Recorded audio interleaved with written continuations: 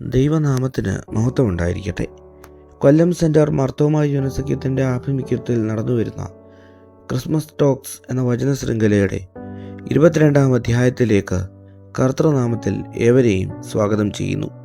ഇന്നത്തെ ധ്യാനത്തിനായി തിരഞ്ഞെടുത്തിരിക്കുന്ന വേദഭാഗം അപ്പോസ്തലനായ വിശുദ്ധ പൗലോസ് ശ്ലീഹ കൊലോസ്യർക്ക് എഴുതിയ ലേഖനം 1-ാം അധ്യായം 27-ാം വാക്യം. ആ മർമ്മം മഹത്വത്തിൻ്റെ പ്രത്യാശയായ ക്രിസ്തു നിങ്ങളിരിക്കുന്നു എന്നുള്ളത് തന്നെ.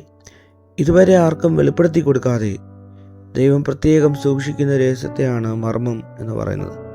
പൗലോസിന് ദൈവം വെളിപ്പെടുത്തി കൊടുത്ത ഒരു മർമ്മമത്രേ ഇപ്പോഴത്തെ പ്രതിപാദ്യം. പ്രത്യാശകളില്ലാത്തവർ ആരും തന്നെയില്ല. ഇവിടെ ക്രിസ്തു എന്ന പ്രത്യാശയെ പല തലത്തിൽ നമുക്ക് കാണാൻ സാധിക്കും. 1.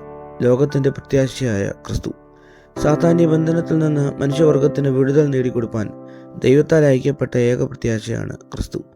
യോഹന്നാൻ സ്നാപകൻ പറയുന്നു, അവൻ ലോകത്തിൻ്റെ പാപത്തെ ചുമന്നെഴുപ്പാൻ വന്ന ദൈവത്തിൻ്റെ കുഞ്ഞാടാണ്. ഈ കുഞ്ഞാട് സർവ്വസൃഷ്ടിക്കും ഞെരുക്കത്തിൽ നിന്നുള്ള വിടുതൽ നൽകുന്ന ക്രിസ്തുവാണ്.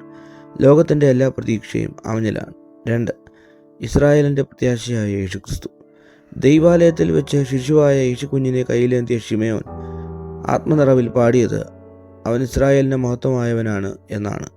റോമ ഗവൺമെൻറ്റിൻ്റെ മേൽക്കോയ്മയിൽ നിന്നുള്ള വിടുതലും സ്വാതന്ത്ര്യവും പ്രാപിപ്പാൻ സകല ഇസ്രായേൽ ജനവും കാത്തിരുന്ന മശിഹ യേശുക്രിസ്തുവാണ്.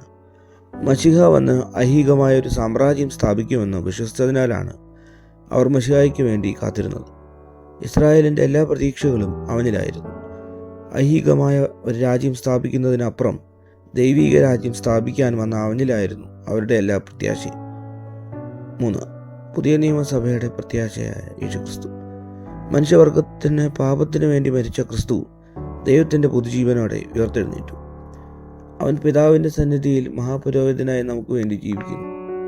കർത്താവായ യേശുക്രിസ്തുവിൻ്റെ പുനരാഗമനമത്രേ പുതിയ നിയമസഭയുടെ പ്രത്യാശ. ലോകമരുഭൂമിയിൽ തങ്ങളുടെ വിമോചകനായി വന്ന യേശുവിൻ്റെ പുനരാഗമനം പ്രതീക്ഷിച്ച് പുതിയ നിയമസഭ കാത്തിരിക്കുന്നു. സഭയുടെ പ്രത്യാശ അവൻ്റെ പ്രത്യക്ഷതയിൽ പൂർത്തീകരിക്കും. 4.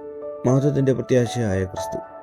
മരണത്തെ ജയിച്ച് പിതൃസന്നിധിയിൽ മഹാപുരോഹിതനായി ജീവിക്കുന്ന ക്രിസ്തു ഇന്ന് ലോകത്തിൽ ഓരോ വിശ്വാസിയുടെയും ഹൃദയ രാജാവായി വാഴാൻ താല്പര്യത്തോടെ മുട്ടിവിളിച്ചുകൊണ്ടിരിക്കുന്നു.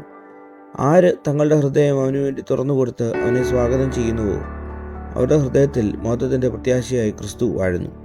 ഈ ക്രിസ്തുമസ് നാളുകളിൽ നമ്മുടെ ഹൃദയം അവനായി തുറന്നു കൊടുക്കാം. അദൃശ്യനായ ക്രിസ്തു വിശ്വാസിയുടെ ഉള്ളിൽ വാഴുന്നു എന്നാണ് പൗലോസിന് വെളിപ്പെട്ട മർമ്മങ്ങളിൽ പ്രധാനമായ ഒന്ന്.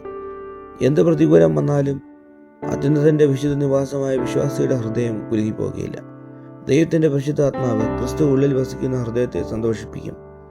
ഈ നോമ്പ് നാളുകളിൽ ക്രിസ്തു നമ്മിൽ വാഴാൻ പൂർണ്ണ മനസ്സോടെ നമുക്ക് നമ്മെ ഏൽപ്പിച്ചു കൊടുക്കാം. ആമീൻ.